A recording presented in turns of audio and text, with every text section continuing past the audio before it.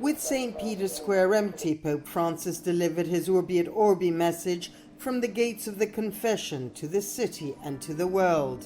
His words this year resounded more strongly than ever as he addressed a world he said is now oppressed by a pandemic, severely testing our whole human family.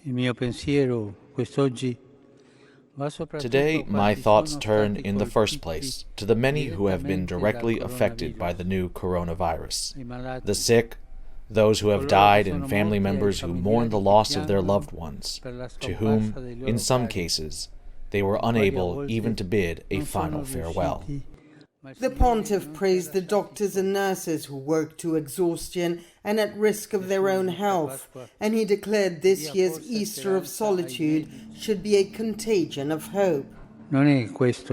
This is not a time for indifference, because the whole world is suffering and needs to be united in facing the pandemic. All the Pope's services during Holy Week were held inside an empty St. Peter's Basilica, with the exception of the Way of the Cross on Good Friday, which took place in a deserted St. Peter's Square. 10 people from Italy's prison system and the Vatican's health services carried a cross. It was a far cry from the traditional Way of the Cross candlelit procession attended by tens of thousands at Rome's ancient Colosseum every year. Romans and the faithful worldwide will not forget this Holy Week easily.